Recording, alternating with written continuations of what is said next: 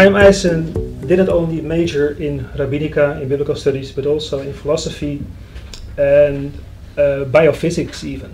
So I think we're privileged to have him this afternoon speak to us. We're asked to give a lecture on the Noahic law because it's embedded in the structure of VU University Amsterdam.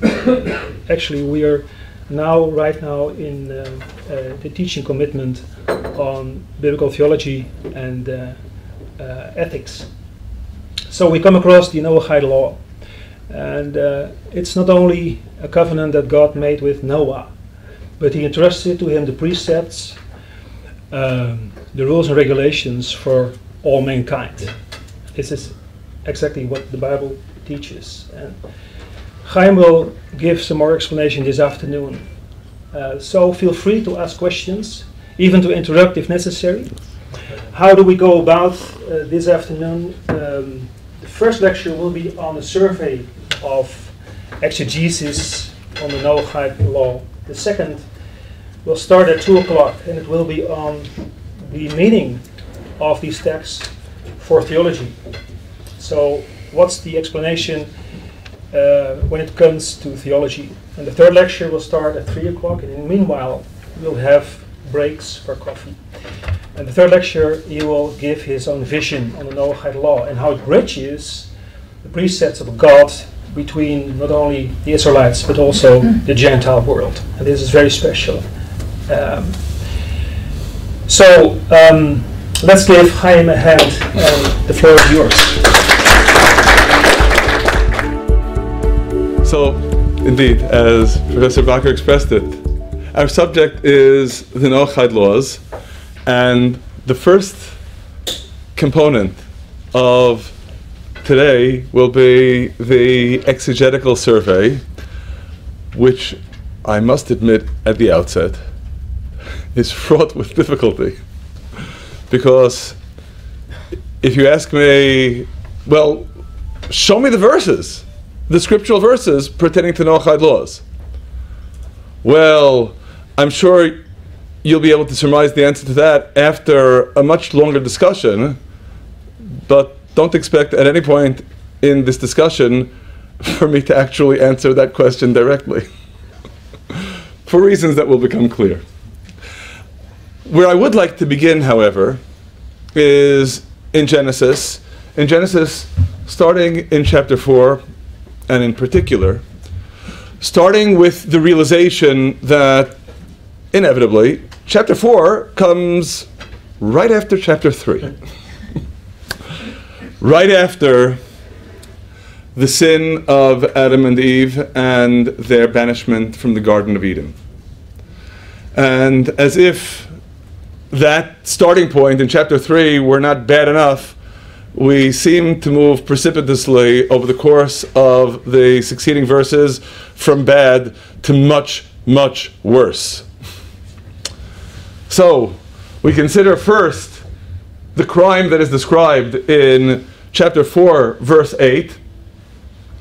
And Cain spoke unto Abel, his brother, and it came to pass when they were in the field that Cain rose up against Abel, his brother, and slew him. The first act of murder. Murder, fratricide. And continuing in the same chapter, in verse 26, we read an admittedly ambiguous verse. Exactly how to render it, as I make clear in the presentation of the translation, is a question. And to Seth, to him also there was born a son, and he called his name Enosh. The continuation in the Hebrew, Az huchal likro b'shem Hashem, could either be rendered, then began men to call upon the name of God, or alternatively to call others with the name of God. It was an act of initiative. They began, huchal in the Hebrew, but inevitably we associate two similar roots in Hebrew. The root chalo, which pertains to initiating, and the root of chul, pertaining to profaning, lechalel. And to that extent, the initiative is an initiative that negates the original status quo of the world, which is, of course, inevitably, as expressed in Isaiah chapter 6, that the world is filled with the glory of God.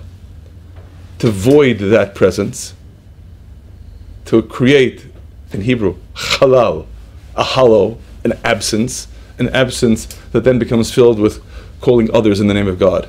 So, we've progressed from murder to idolatry. And then, continuing in chapter 6, which admittedly is another enigmatic passage, we read from the beginning of the chapter, and it came to pass when men began to multiply on the face of the earth, that daughters were born unto them, and the B'nai HaElohim, another cryptic expression that in the translation may be rendered as sons of God, but perhaps better, more aptly in context and in conformance with the original Aramaic rendition of the text. The sons of the rulers or judges, the great ones, saw the daughters of men that they were fair, and they took for themselves wives whomsoever they chose. And whomsoever they chose obviously accentuates that they were choosing on their own. It was not through any kind of subservience to any source, any authority, other than their own choices. And of course, inevitably, to the extent that we recognize that this third component pertains to marital relations, there's something having to do with sexuality here that, by implication in the text, is not positive. I call our attention to these three passages in the immediate aftermath of the sin of Adam and Eve, because, as undoubtedly you're all aware, in our tradition, these three constitute the three cardinal sins of bloodshed, idolatry, and sexual immorality. And they're all there right at the outset. Now, let's consider how this becomes expressed, moving one step further down the road to the generation of Noah and the generation of the flood.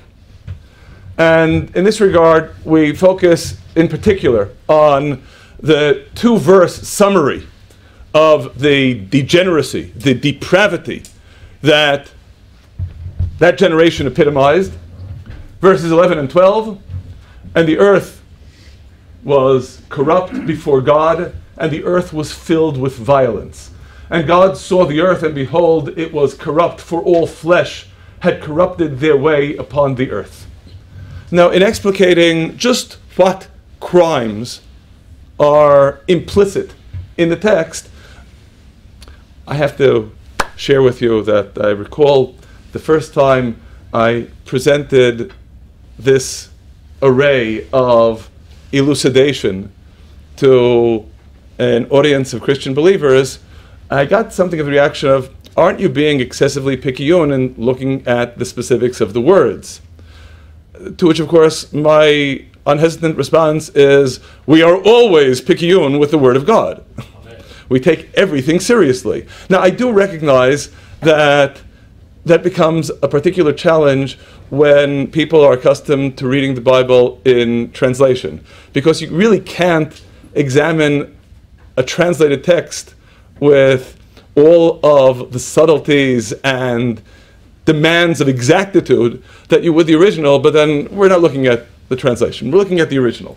And so we note that the word that is rendered as was corrupt is vatishachet, the first word of verse 11. And inevitably, in attempting to elucidate what that word connotes, what it signifies in context, we look for parallel appearance of the word. And I call your attention then to Deuteronomy chapter 4, God's warning, specifically with respect to idolatry. I'm reading verses 15 and 16. Take you therefore good heed unto yourselves, for you saw no manner of form on the day that God spoke unto you in Horeb, out of the midst of the fire. lest you deal corruptly, and make you a graven image, even the form of any figure, the likeness of male or female, and so on. The various alternative forms that alien service, serving anything other than God, can take.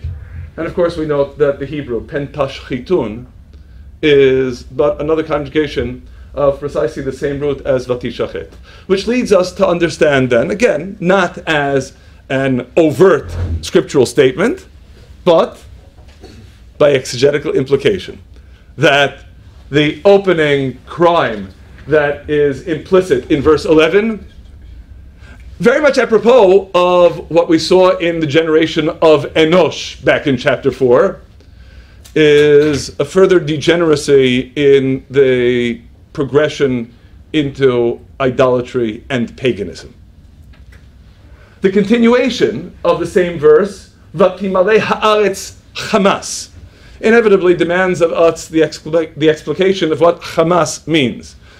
By the way, we aren't talking about an Arabic word here. We're talking about biblical Hebrew. The correspondence is uncanny, I admit, but I'm not making this up. When we consider the senses in which Hamas appears elsewhere in the Bible, the connotation, I think, emerges as clear. I'm citing two examples here from Isaiah chapter 59 and from Yonah chapter 3. In Isaiah chapter 59, verse 6, their webs shall not become garments, neither shall men cover themselves with their works. Their works are works of iniquity. And the acts of violence, it's rendered here as violence, the Hebrew again, Hamas, same word, is in their, well, the translation reads in their hands, but I'm going to quibble over the precise text of the Hebrew. In their hands would be bidehem. The Hebrew reads bechapehem, which more properly should be rendered as in their palms.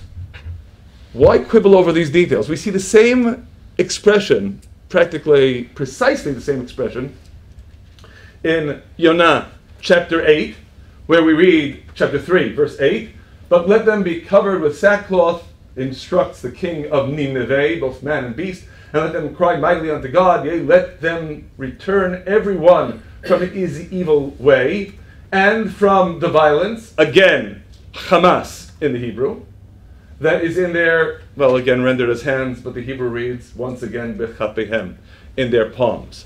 Now, why am I quibbling over in their palms? Because while hands can have a much more general implication, in their palms is what you take. And the implication then in our tradition is this is stealing. That Hamas, while again reasonably rendered into English here as violence, carries the particular connotation of theft, larceny. We'll return to why that is relevant specifically here in a moment. But before we do, we consider verse 12, and God saw the earth, and behold, it was corrupt, for all flesh had corrupted their way upon the earth.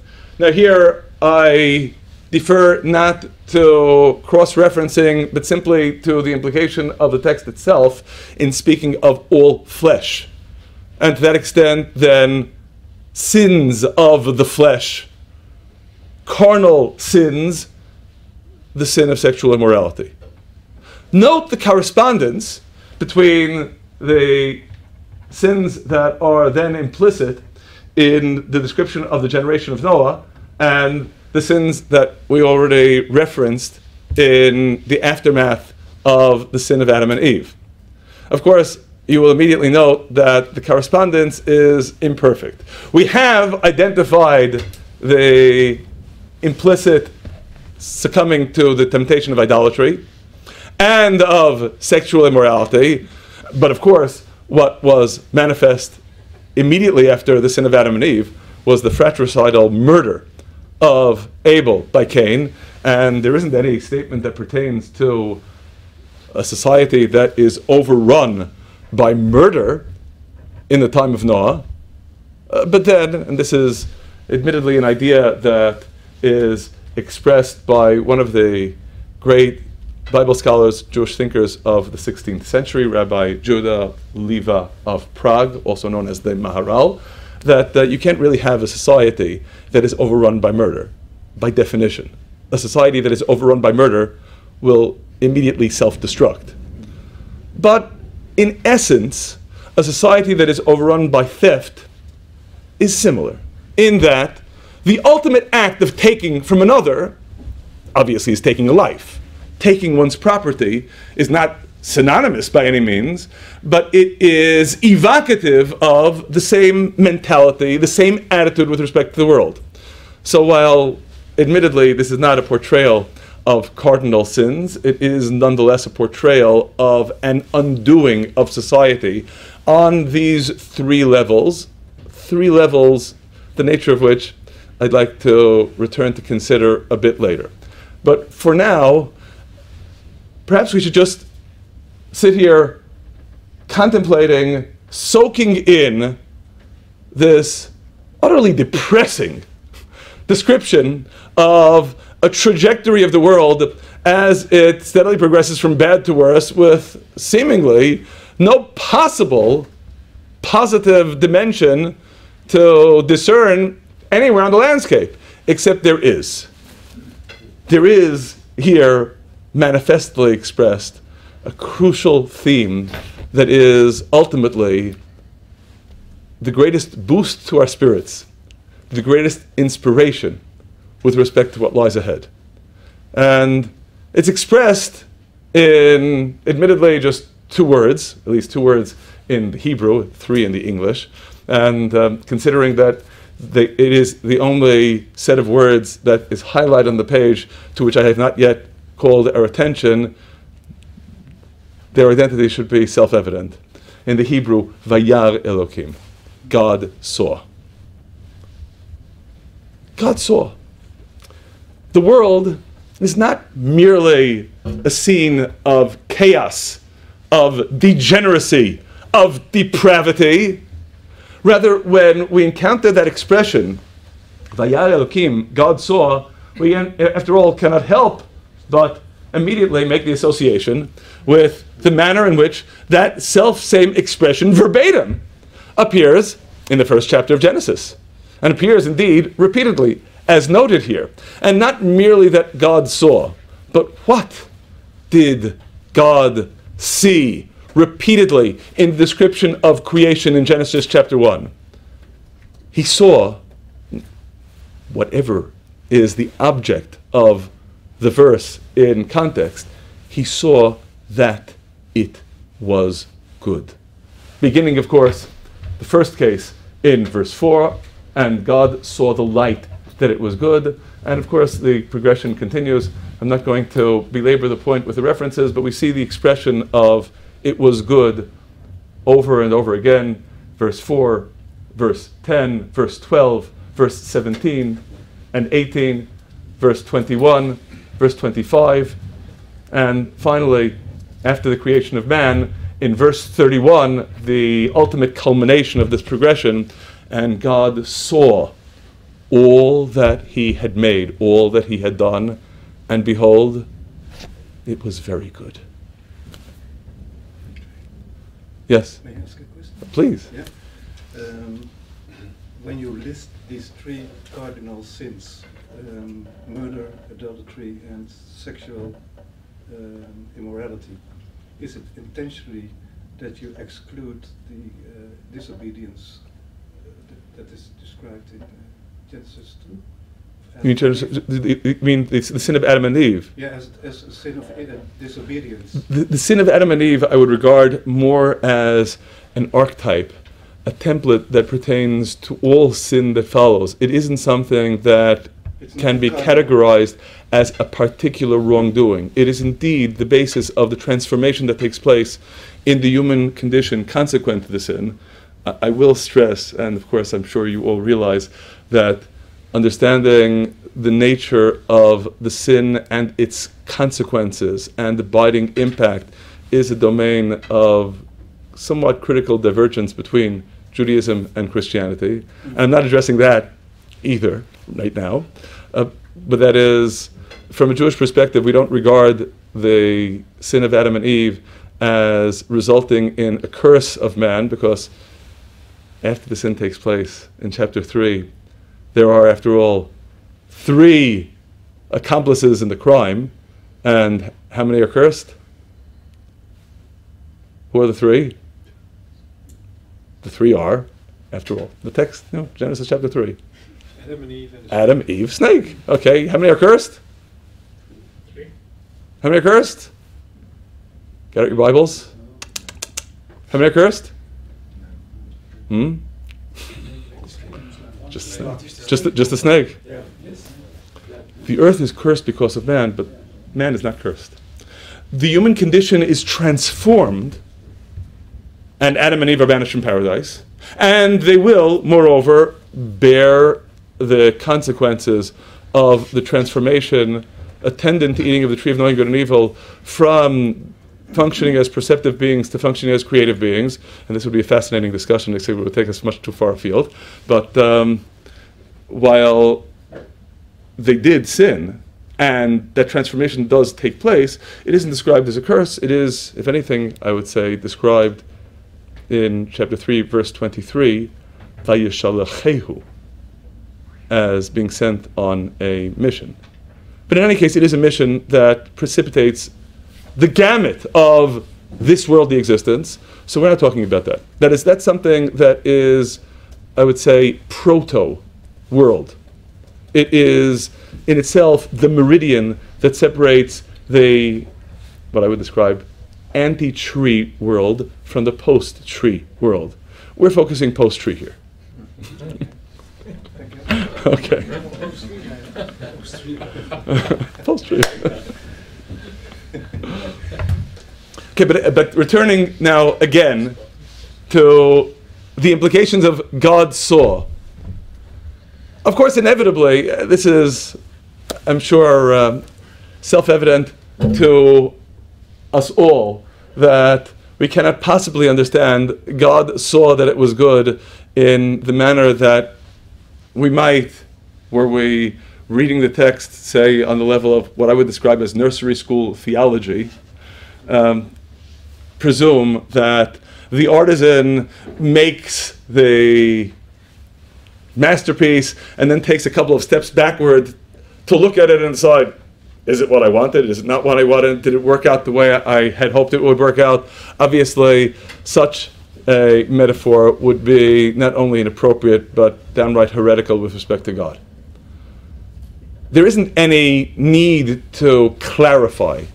Rather, when we read that God saw, first of all, what that indicates on the most basic plane is that the relationship between God and that which He creates does not terminate in creation. It is after that which has come into existence that it is described as the object of God seeing.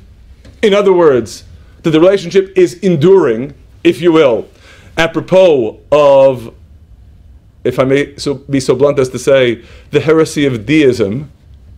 We do not regard God as creating and abandoning. God saw. And moreover, that God judges. God saw that it was good. In other words, that there is an ongoing relationship and an ongoing evaluation. God is not, if you will, the disinterested party that merely observes from the sidelines. God evaluates. God judges. God deems that it is good. Obviously, in the generation of Noah, what God saw was not good. But that God saw is in itself perhaps the most uplifting, most inspiring, most comforting observation that we can make with respect to this period. That the consequence of this degeneracy is not that the world has simply become a degenerate place and has abandoned God and been abandoned by God, because even to the extent that the world may have abandoned God, God does not abandon the world. God saw. And this, of course, in particular, is significant when we consider the implications with respect to that final creation in Genesis chapter 1, human beings, who are, of course, obviously, in chapter 6, the principal subject of the degeneracy and the depravity that is the subject of the indictment that we read in those verses. When we consider what renders that final creation, humanity, unique, I'm focusing upon a common theme that we observe in chapter 1, in chapter 5, and in chapter 9 of Genesis. When God creates man, verses 26 and 27, God said, let us make man. In the Hebrew, it is B'Tsalmenu Chidimutenu. The translation here renders Tsalmenu as in our image. Perhaps a better translation would be with our essence. And Chidimutenu, our likeness of the essence. Obviously, we aren't speaking of a physical form. But there is something unique that pertains to the human condition that bears a divine likeness that nothing else in creation can possibly emulate. And in the following verse, indeed, we read that God created man in his own image, or again, we may prefer essence. In the image, again, essence of God, created he him. That man is dowered with this unique element of the divine, an element that is perhaps most aptly, vividly summarized at the beginning of chapter 5, a summation. This is the book of the generations of man. One could render it as Adam, but really fundamentally the generations of man, of humanity. And what is the message of this book? In the day that God created man, in the likeness of God, made he him. I feel compelled to share with you that in our tradition there is a debate over which verse in the Torah more than any other signifies the essence of the entire Torah, which is the Klal Gadol, the great generality under which everything in the Torah is subsumed. And one of the answers offered by the rabbis to that question is Genesis chapter 5, verse 1. And I think it's important for us to appreciate the implications, in particular with respect to our discussion. Of course, I'm sure none of you have missed the fact that I haven't addressed the exegesis of the 7 Noahic laws at all yet. And you're still going to have to be patient. But what I'll note for our purposes is that to regard Genesis chapter 5, verse 1 as the essential principle, the great generality under which the entire Torah is subsumed, is, at first brush, a baffling statement. Because inasmuch as we recognize, after all, that Torah is presenting to us a way of life, a set of prescriptions, Genesis chapter 5 verse 1 is purely descriptive. It isn't prescriptive. But then, realizing, as I'm sure you are all well aware, that one of the worst travesties of translation is the commonplace rendering of Torah, as I find it in most translations, to my consternation, as law, which it clearly does not mean, because there are a number of words in Hebrew that mean law, and that is not one of them. Once we recognize that what Torah means is, of course, teaching. Teaching. So teaching can be both prescriptive and descriptive, and this, while overtly functioning as a descriptive statement, clearly has critical prescriptive implications. Because once you recognize that you are created with a divine likeness implanted within you, imprinted upon you, that has implications with respect to how you're going to live your life. Which becomes most explicitly articulated in the third selection on the page here, which is, while a descriptive statement that is intended to explain an explicitly prescriptive statement, whosoever sheds man's blood, we read in Genesis chapter 9, verse 6, by man shall his blood be shed. Capital punishment for shedding blood, for murder. Why? For in the image of God made he man. That is, once you recognize that you are created with divine likeness, once you recognize your fellow man is created with divine likeness, that imposes upon you responsibilities. It imposes upon you responsibilities, I would submit, doubly. That is, both the responsibility to treat with respect and reverence the God likeness that is in your fellow man, and moreover, perhaps even more essentially, to treat with reverence the God likeness that is within you, and that imposes responsibilities upon you insofar as how you behave, how you conduct yourself.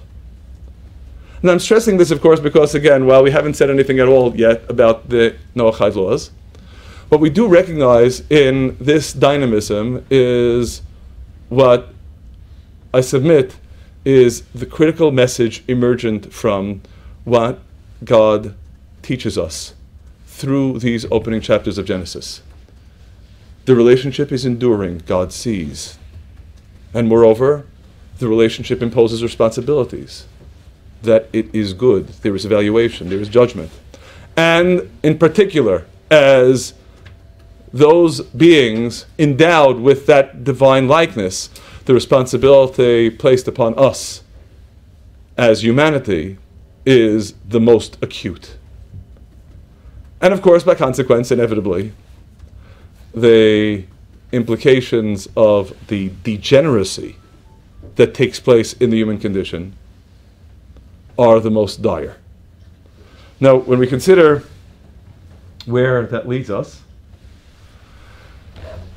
we consider at long last, although I suspect this may be mightily anticlimactic, the verse that in our tradition serves as the exegetical foundation for the Noahide covenant.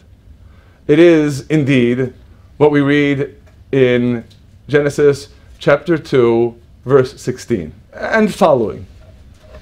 And of course, you would undoubtedly note quite immediately that there isn't any reference here at all with respect to any of the Noahide laws, which of course appear on the list before you on the pages that have been already distributed. The truth is, I could share with you the particular homilies that are hermeneutically associated with the words of the verse, but I would be hard-pressed to defend any kind of a literal association between those words and the Noahide laws to you, especially because I'm not particularly convinced that they are in any direct manner associated with the words of the verse themselves, even on my own part. What I would stress, however, with respect to Genesis chapter 2, verse 16, and I think this really is the foundation of our understanding of the Noahide covenant, is one critical foundation that unambiguously is indeed stated in chapter 2, verse 16. It's not specific with respect to the Noahide covenant. It is simply the realization, inviolably, Vaitzav, God commanded. Only human beings are the object of the divine command. Granted, the rest of the world is the object of the divine utterance that calls everything that exists into existence. Yeah, but still, to be able to receive a divine command demands of you having that God likeness imprinted upon you that serves as the enabler of hearing the command of God in the first place, and in the second place, being able to respond to it. The capacity to choose. The capacity to understand the implications of the command and the choice that it presupposes, and choose whether to submit to the divine command or to violate it.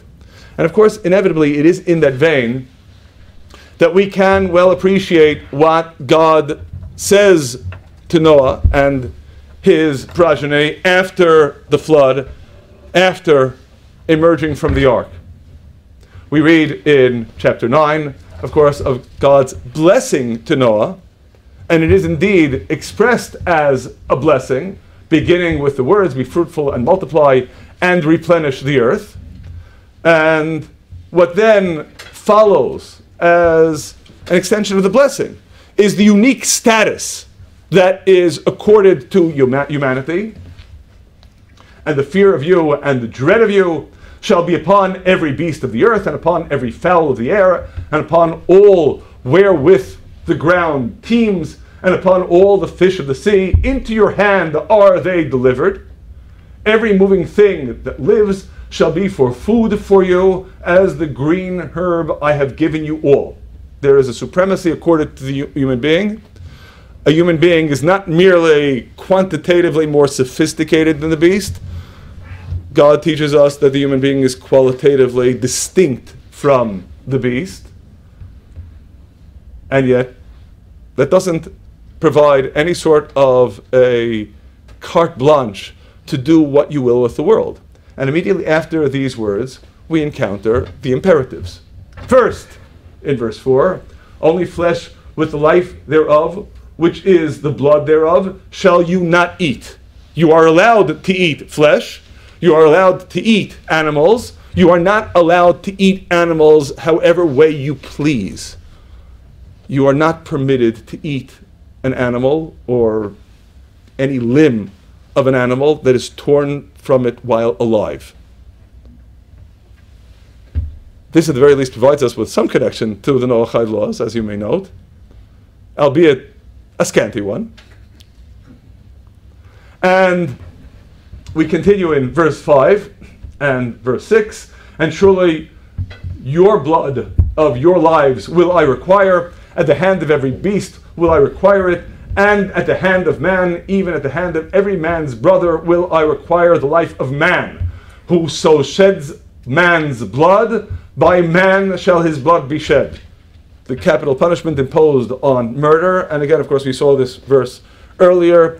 "For in the image of God made he man." And of course, the continuation, the promise, "And you be you fruitful and multiply, swarm in the earth and multiply therein." But we do have here the imperatives. In other words, when we consider structurally what God is telling man in these verses at the beginning of chapter 9, on the one hand, there is the blessing, there is the promise, there is the unique status accorded to man, which of course we could say is the gift, but to use the English idiom, it is a gift with strings attached. There are responsibilities imposed. There is the gift, there are the responsibilities.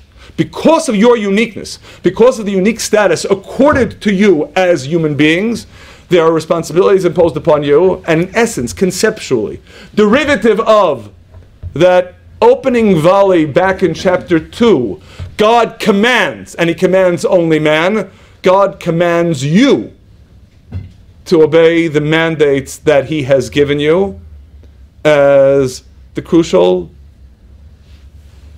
partner, the association with the gift, the unique status that he accords to man. Now there is, of course, in this regard, one additional theme that we should stress in the continuation of chapter 9, and that is what is overtly articulated as the covenant. Except, of course, were we to seek in the covenant the exegetical source of the Noahide laws, you would obviously note to your great consternation that in the covenant, there's no imperative at all. What is the covenant? If anything, the covenant seems to be something that exclusively binds God. We read from verse 8 and on, "And God spoke unto Noah and to his sons with him, saying, As for me, behold, I establish my covenant with you and with your seed after you, and with every living creature that is with you, the fowl, the cattle, and every beast of the earth with you, and of all that go out of the ark, even every beast of the earth. And I will establish my covenant with you. Neither shall all flesh be cut off any more by the waters of the flood, neither shall there any more be a flood to destroy the earth." And on some plate, of course, we look at this and say, this is a very strange covenant. It seems like a completely one-sided obligation. And overtly, as stated here, it is. There's no way of avoiding that. God has obligated himself to not destroy all flesh ever again. The covenant, as stated, doesn't seem to obligate us at all, except I would stress on two planes that inevitably it does. In the first instance, simply the realization that a covenant is definitionally a two-way street. So while God is articulating his side of the deal, there must necessarily be a consequent obligation that humanity takes upon itself as a response to the covenant that God has established. Well, what is that other component? And of course, inevitably, my response is, we go back to the first part of the chapter. And recognizing that the antecedent of the covenant is the obligations that God imposes upon man. Recognizing that, we appreciate that there is indeed a set of obligations that we can well describe. I didn't say scripturally prove. I said well describe as the Noahide covenant with its implications and obligations. Well, that provides the basis as such for the exegesis. I don't know if we should continue now with considering the commandments themselves per se, or if it would be more appropriate to take a short recess and continue with the tabular format that, of course, appears over here. Yes, let's at Greater Lake. have a short break. Okay. Are there any questions? Please. Yes. Yeah. I have a question about, you said after the sin of Adam and Eve, there was no curse, but they were sent on a mission. Is it in... Chapter 3, verse 23. Is it in rabbinic exegesis also connected to the first commandment? That you have to spread, multiply and spread among the earth? Well, that after all is the imperative that God states at the outset before there was any sin. Yeah. What I would stress here, I realize this takes us a little bit far afield, so I'll try to encapsulate it briefly, is when you consider chapter 3, verses 22 and 24. Maybe I shouldn't have given you the punchline by telling you that I'm citing those two verses, because if we juxtapose those two verses to one another, that is, that God says, "Behold, man has become like one of us, knowing good and evil, and now lest man take of the tree of life and eat of it and live forever." And of course, we add parenthetically, and that would be the worst conceivable tragedy of living forever in an unredeemed state. So therefore, God banished man from the Garden of Eden and placed at the entrance of the garden the revolving sword to guard the way to the tree of life. Which, of course, as a succession makes perfect sense. And I suspect that if I wouldn't have given you the punchline in advance and asked you, what did I just do that was a fraud, you might not have even given me the answer, because I was speaking with a very eminent theologian yesterday and I gave him the riddle and he failed. But of course, I left out verse 23. Verse 24 seems like a perfectly coherent continuation of verse 22. Well, what happened to verse 23? And inevitably, when we consider the content of verse 23, I think it is intended specifically to interpose between what God says in verse 22 and the banishment of Adam and Eve from the garden. Because if verse 24 would indeed follow on the heels of verse 22, our inevitable conclusion would be it's just punishment, it is banishment, it is nemesis. But before you get to verse 24, God sent man forth from the garden to work the earth from which he had been taken. You have a mission now, go get to work. And when one considers what the punishments were of Adam and Eve, again, this is a longer discussion than we can encapsulate in a couple of minutes, but in brief, what is the ultimate creative act in which a human being, to be more precise, in which some human beings can engage? Having a baby. Having a baby. Yeah. Only some human beings can do that. So after having eaten of the tree of knowing good and evil and choosing to become a creative being, God says to Eve, okay, you wanted to be creative, you're going to be creative with all the anguish and difficulty that is attendant to being creative. And then there are the other human beings who can't engage in the ultimate creative act. And for them, what's second best? What's the best they can do as creative beings? To coax sustenance from a recalcitrant earth.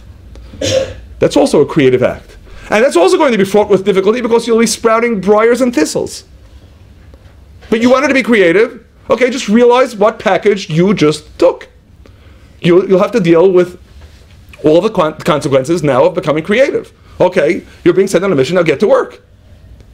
Now, I should stress, because you might be wondering, am I implying, therefore, that there wasn't any punishment? No, of course there's a punishment. There's no question it's a punishment. But it's the punishment of a loving father who never abandons his children and never entirely casts them away. It's a mission. But were they able to fulfill the first commandment if they stayed in the Garden of Eden? That's an excellent question, which of course I can't really formally answer because I wasn't there. But I will note, as perhaps a subtle allusion to the answer, that the beginning of chapter 4, and this is a subtlety that doesn't get preserved in translation. The beginning of chapter 4, in speaking of man knowing his wife carnally, does not use what is the more common conjugation in biblical Hebrew, which is what we call in Hebrew vav hahipuch, the conversive vav that employs a future tense conjugation with the vav conjunctive before the verb that implies that the future tense is converted into past tense. For those who are familiar with biblical Hebrew, you undoubtedly understand what I mean by that. For those who don't, I think it would take too long to explain right now. But in any case, that's not the format that's used in chapter 4, verse 1. It is not vayeda ha'adam et chava ishto, but v'hadam yada et chava ishto. That is, it's using the simple past tense, which in our tradition implies that this is something that had taken place earlier. In other words, it was antecedent to the sin. Because sexuality is not something that was born in sin. Sexuality is something that pertained to the Garden of Eden as well. But not as it becomes fraught with the angst and pain of creativity in our creative post-tree world. But I think I've said too much already. Yes. Just one question before the break. You said that mankind is not cursed, as Christians sometimes used to say. But what's your consideration on the Yetzer Hara, which is used, of course, in the description of mankind in, I think, the 8th chapter? What's Yetzer Hara according to you? Okay, it's just first to provide translation for the benefit of the non-Hebrew experts. The expression Yetzer Hara is indeed a Talmudic term, but it is based upon the expression that we find in Genesis chapter 6, that God says, Yetzer lev hadam ra min urav, that the Yetzer, which could probably best be rendered as drive or inclination of man, is evil from his youth, which obviously does imply a mighty challenge with which man must contend. And yet, of course, simultaneously, it is, by implication, precisely with that challenge that God addresses Cain when Cain is distraught over his offering not having been accepted. And God says to him, Lapetach chatat rovetz, that if you don't improve your ways, sin is crouching at the door. Ve'elecha teshukato, and its desire is towards you. Ve'atatim sholbo, but you will rule over it. If you choose, you will rule over it. There is an alternative understanding, a kind of nuance of translation, that ve'elecha teshukato ve'atatim sholbo should better be rendered as, and its desire is that you rule over it. That is temptation that wants to be defeated. But it is the temptation that is given you by God as the challenge of evil, of sin crouching at the door. Plausible, do you think? Sorry? Is that translation plausible? The question is how we understand the conjunctive vav, which indeed has multiple nuances of meaning in biblical Hebrew. That is, it is a much more versatile conjunction in biblical Hebrew than in post-biblical Hebrew. So it is possible. Okay, but then I'll say that this is something that we can choose to appropriate in however way we please, which is why in traditional Talmudic exegesis, where heart is expressed in the Bible instead of as lev, as levav, with the doubling of the bet, such as in Deuteronomy chapter 6, you shall love God your Lord b'chol levavecha, not libecha, with all of your levav. The Talmudic interpretation is with both of your yetzarim, your drive towards good and your drive towards evil. Great. They both are means to loving God. Thank you. Okay.